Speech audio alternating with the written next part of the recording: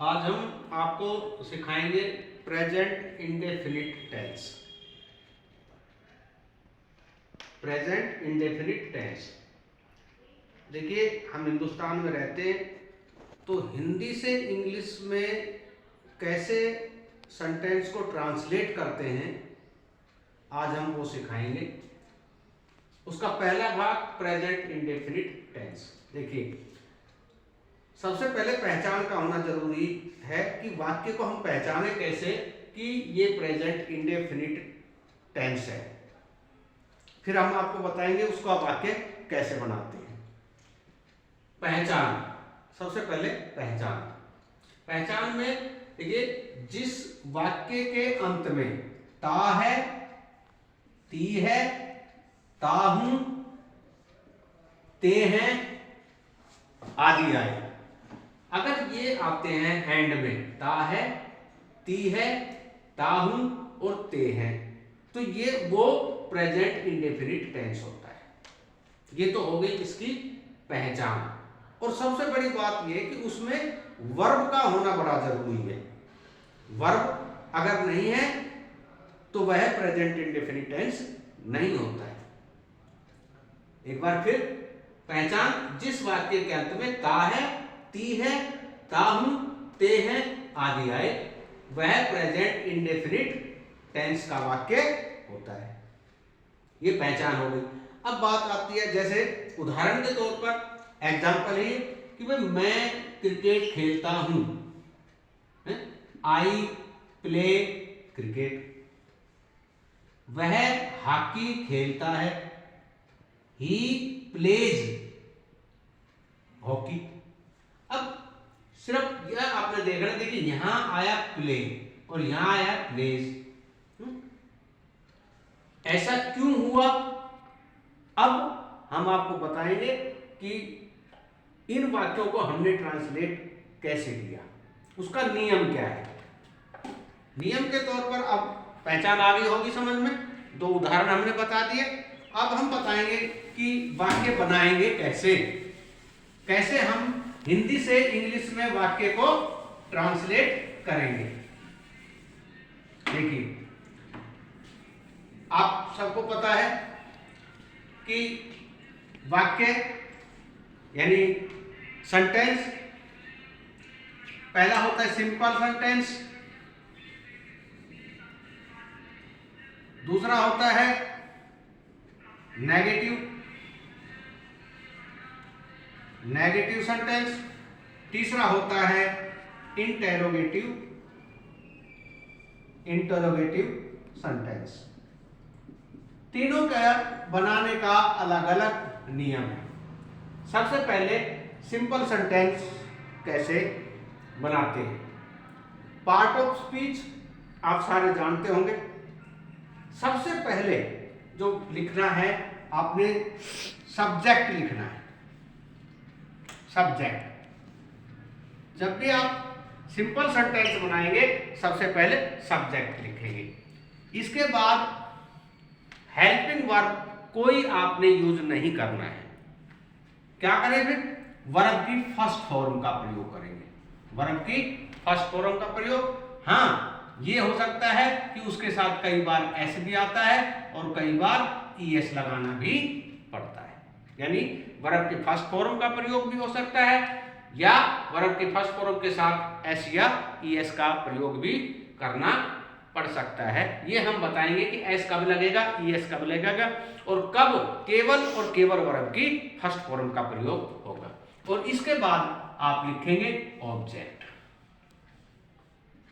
फिर आप लिख देंगे ऑब्जेक्ट और एंड में फुल स्टॉप लगेगा। जैसे मान लीजिए अभी आपने दो वाक्य अभी किए थे, मैं एक बार मिटा देता हूं इसको, इंटरोगेटिव नेगेटिव को।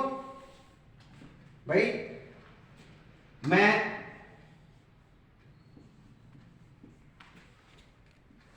रोज या प्रत्येक दिन भाई चाय पीता हूं,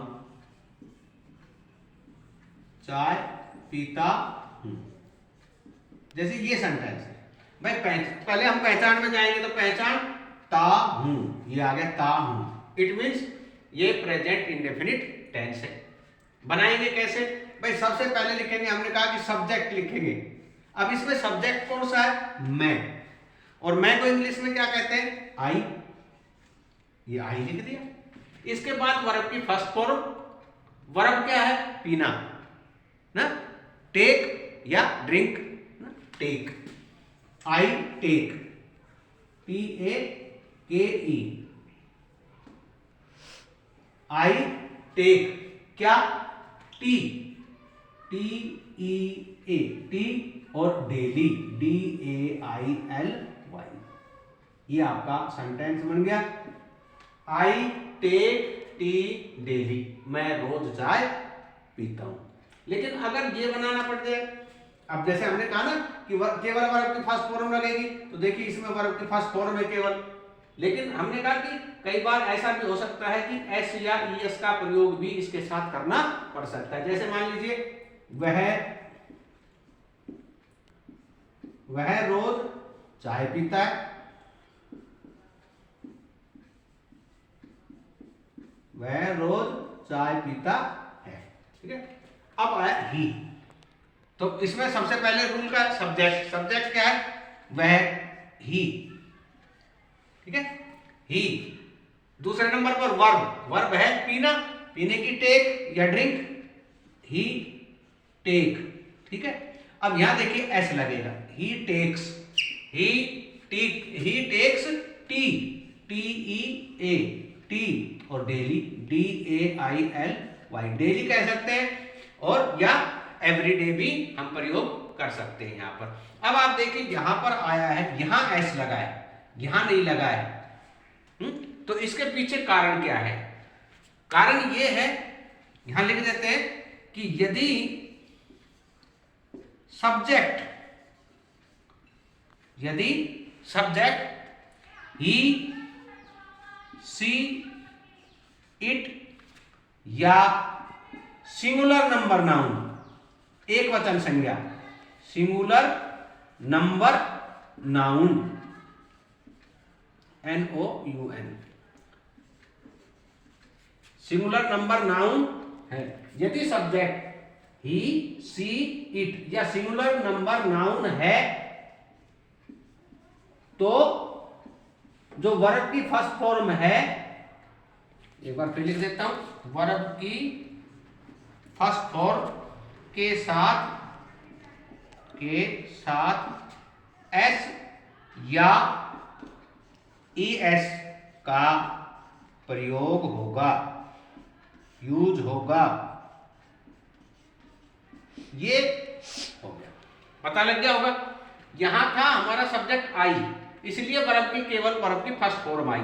लेकिन यहां वर्ब की फर्स्ट फॉर्म के साथ एस लगा, उसका कारण था ये सब्जेक्ट। जैसे मैंने लिख दिया, सब्जेक्ट ही, सी, इट या सिंगुलर नंबर नाउन है, तो वर्ब की फर्स्ट फॉर्म के साथ एस या ES का प्रयोग होगा, अन्यथा केवल वर्ब की फर्स्ट फॉर्म का। इनको ध्यान रखें, ही, सी, इट और सिंगुलर नंबर नाउन अगर सब्जेक्ट है, जैसे इसमें ही है, ये सब्जेक्ट था, तो टेक के अंदर एस लग गया। अब बात आती है कि कई बार एस लग रहा है, कई बार ES लगेगा, ये भी हम आपको बता देते हैं। इसके लिए क्या होगा, कब ES होगा? जैसे मान लीजिए, मैं इसको मिटा रहा हूं थोड़ी देर के लिए, जैसे मान लीजिए यहां लिख देते हैं, वह रोज यानी हमेशा स्कूल जाता है, स्कूल जाता है। ये सेंटेंस है। पहचान होगी, ता है, he goes to school daily, ये सेंटेंस आ गया आपका। अब देखिए यहां भाई ही से वाक्य शुरू हो रहा है, सीधी सी बात है, वर्ब क्या है? गो है, और गो के साथ ES लगा हुआ है। यहां पीछे देखेंगे एस लगा था, यहां ES लगा है। थोड़ा सा अंतर आपको समझ में आ गया होगा कि जो वर्ब है उसमें यहां ES लगा है। अब इसके पीछे कारण क्या है कि यहां तो S लगाया और यहां ES क्यों है? देखिए इसका कारण है कि यदि किसी वर्ब के का अंतिम अक्षर, अंतिम लेटर, अंतिम अक्षर यदि ओ है, सी एच है, डबल एस है, एस एच है, यदि ये हैं तो इनमें ई एस लगेगा, ई एस जोड़ देते हैं। जैसे गो था भाई, गो था और इसमें ई एस लगा, एंड का अक्षर क्या है, ओ, और इसलिए गोज, जी ओ ई एस हुआ, इसमें ई एस लगा। तो ये कुछ ऐसे आखिरी शब्द अक्षर होते हैं, इनके बाद ई एस लगता है और बाकी सब के साथ एस का प्रयोग होता है। ये था आपका simple sentence present indefinite tense का। एक बार फिर दोहराई कर देते हैं। पहचान ये होगी, एंड में ता है, ती है, ते है, ता हूं आदि वगैरह आएंगे। बनाने का नियम क्या है सिंपल सेंटेंस बनाने का, कि सबसे पहले आप सब्जेक्ट यूज कीजिए, उसके बाद वर्ब की फर्स्ट फॉर्म का प्रयोग कीजिए, उसमें हो सके तो जैसा कि नियम बताया एस या ई एस लगेगा, फिर ऑब्जेक्ट लिख दीजिए। जैसे मैं रोज चाय पीता हूं, आई टेक टी डेली, इसमें एस या ई एस नहीं लगेगा है? उसका कारण हमने बता दिया, वह रोज चाय पीता है, ही टेक्स टी डेली, इसमें एस लगा है। कारण क्या है एस लगने का, यदि सब्जेक्ट ही, सी, इट या सिंगुलर नंबर नाउन है तो उसकी वर्ब की फर्स्ट फॉर्म के साथ एस या ई एस का प्रयोग होता है। अब एस कब लगेगा, ई एस कब लगेगा, यदि वाक्य के यदि वर्ब का एंड ओ से हो, सी एच से हो, एस एच से हो, डबल एस से हो तो ई एस लगेगा, अन्यथा एस का प्रयोग होगा। ये है आपका प्रेजेंट इंडेफिनिट टेंस का सिंपल सेंटेंस। ढेर सारे सेंटेंस आप बना सकते हैं। अब हम आते हैं इसके नेगेटिव पर। नेगेटिव सेंटेंस हम कैसे बनाएंगे, नेगेटिव बिता रहा हूं एक बार, अब यहीं पे कर देता हूं नेगेटिव।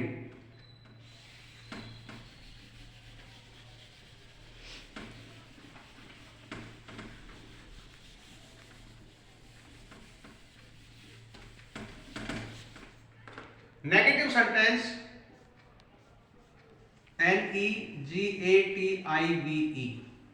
NEGATIVE, प्रेजेंट इंडेफिनिट का नेगेटिव कैसे बनाएंगे। नेगेटिव सेंटेंस कैसे बनेगा भाई, सब नियम वही, सबसे पहले क्या लिखोगे, सब्जेक्ट लिखोगे, इसके बाद डू नॉट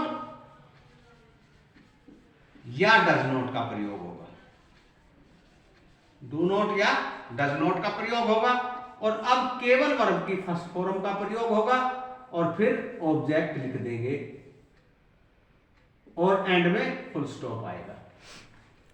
जैसे मान लीजिए हमने सेंटेंस बनाया, मैं रोज चाय नहीं पीता हूं, रोज चाय नहीं पीता हूं। पहचानता हूं प्रेजेंट इंडेफिनिट टेंस है भाई। बनाने का नियम, सबसे पहले सब्जेक्ट लिखेंगे, सब्जेक्ट क्या है इसमें, मैं की इंग्लिश आई ना, do not I do not, verb की केवल first form take, I do not take tea, TEA, tea daily, DAILY, full stop. ये बन गया वाक्य आपका नेगेटिव। दूसरा सेंटेंस, वह रोज यानी हमेशा दूध नहीं पीता है। थोड़ी देर के लिए सेंटेंस ये है ना, ही does not, DOES, he does not take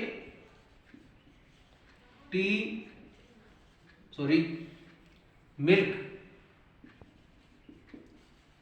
daily.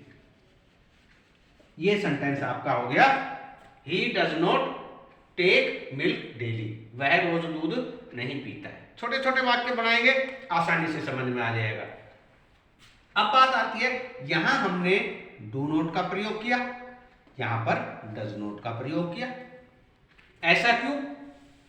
बिल्कुल सेम सिंपल सेंटेंस वाली बात कि भाई यदि वाक्य यानी सेंटेंस ही सी इट या सिंगुलर नंबर नाउन से शुरू हो तो डज नॉट का प्रयोग, DOESNOT, डज नॉट का प्रयोग होगा। वरना अगर वाक्य ही सी इट या सिंगुलर नंबर नाउन से शुरू होता है तो डज नॉट का प्रयोग होगा, अन्यथा डू नॉट का प्रयोग होगा, अन्यथा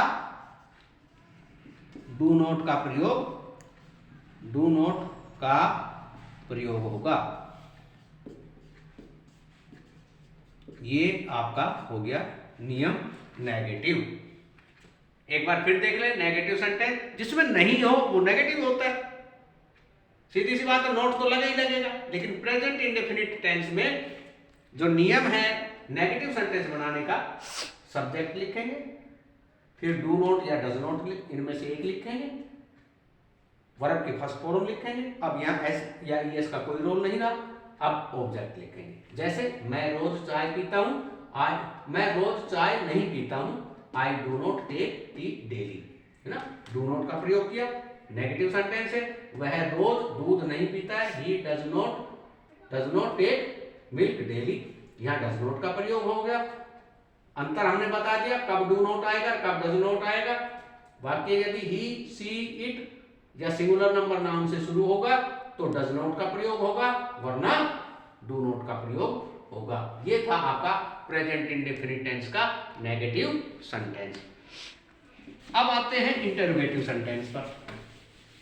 इंटरोगेटिव जैसा कि आप जानते हैं, इंटरोगेटिव मीन्स पर्सन वाचक, जहां कोई क्वेश्चन किया जाए, पर्सन किया जाए, पर्सन की बात है, उस पूछा जाए, वो होता है इंटरोगेटिव। अब इंटरोगेटिव में सेंटेंस देखिए कैसे बनेंगे। INTERROGATIVE, इंटरोगेटिव सेंटेंस कैसे बनता है देखिए। जहां हम शुरू में सब्जेक्ट लगाते थे, अब हम लगाएंगे हेल्पिंग वर्ब। और हेल्पिंग वर्ब कौन सा? डू या डज। डू या डज को शुरू में लिखेंगे, इसके बाद लिखेंगे सब्जेक्ट, इसके बाद सब्जेक्ट, इसके बाद वर्ब की फर्स्ट फॉर्म, और इसके बाद ऑब्जेक्ट, और एंड में क्वेश्चन मार्क का जो साइन है वो बनाएंगे। जैसे मान लीजिए भाई, क्या तुम रोज फुटबॉल खेलते हो? फुटबॉल खेलते हो?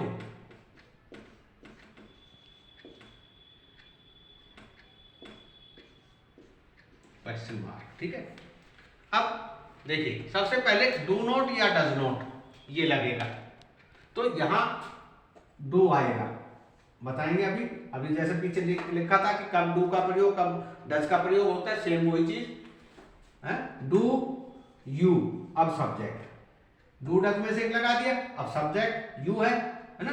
डू यू, अब वर्ब है ना, वर्ब की first form play, PLAY, play, football, FOOTBALL, football, और डेली, DAILY, एंड में क्वेश्चन मार्क हो गया। Do you play football daily. अब इसी को हम तुम की जगह हम इसका जो सब्जेक्ट चेंज कर रहे हैं, क्या वह कर दिया हमने, है ना, वह रोज फुटबॉल फुटबॉल खेलता है, खेलता है, question mark.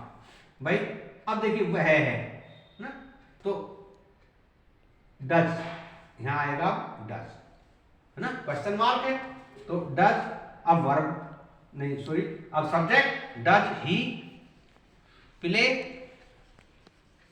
Does he play football, FOOTBALL, does he play football daily, DAILY। ये क्वेश्चन मार्क लगा दिया, does he play football daily. अब यहां डू का प्रयोग हुआ है, यहां डज का प्रयोग है। पिछले जैसे नेगेटिव सेंटेंस में था वही चीज यहां पर लागू होती है कि भाई यदि वाक्य में जो सब्जेक्ट है ना, सब्जेक्ट यदि वाक्य में सब्जेक्ट ही, सी, इट या singular number noun, singular number noun है तो क्या लगेगा, सीधी सी बात है, डज नॉट का प्रयोग, डज का प्रयोग होगा, DOES, डज का प्रयोग वाक्य के शुरू में होगा, वाक्य के शुरू में होगा, शुरू में होगा, यदि वाक्य इंटेरोगेटिव है तो। समझ गए होंगे, यहां यू था, ये आ गया, डू आएगा, यू हमेशा डू, ही हमने कहा ही, सी, इट या सिंगुलर नंबर नाउन से शुरू होगा तो क्या होगा, डज आएगा। तो यहां डू आने का कारण था यू और यहां डज आने का कारण था ही। तो इस प्रकार से ये सेंटेंस आपका हो गया इंटेरोगेटिव, किसका, प्रेजेंट इंडेफिनिट टेंस का। एक बार फिर देख लेते हैं। एंड पहचान, पहचान में वही ता है, ती है, ते है, ताहू आदि आता है। हर सेंटेंस में आपने देखा हो, हर एक में वही चीजें आ रही है ना।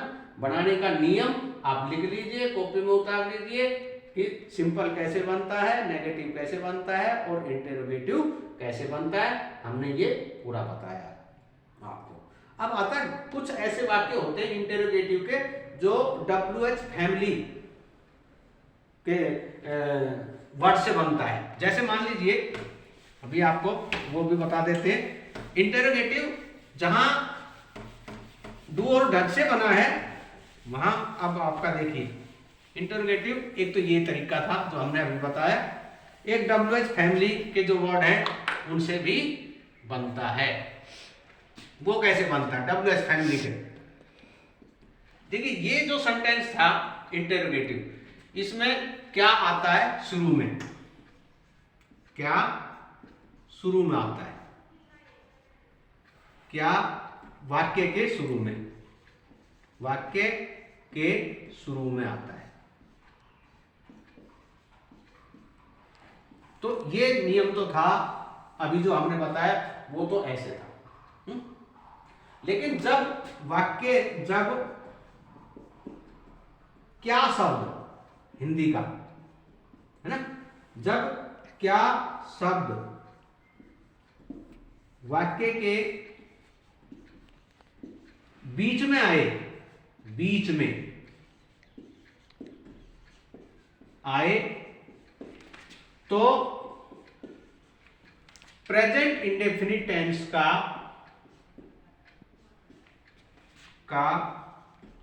वाक्य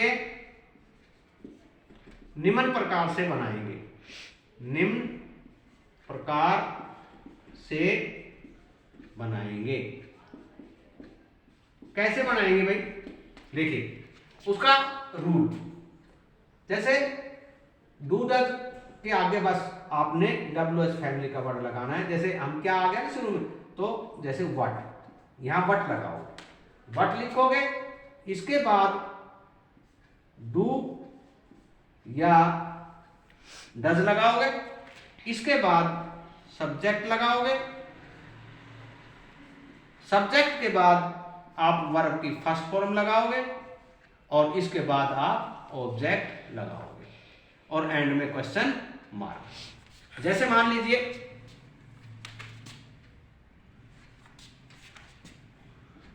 वह क्या खाता है, वह क्या खाता है, क्वेश्चन मार्क। अब देखिए क्या वाक्य के बीच में आया है ना,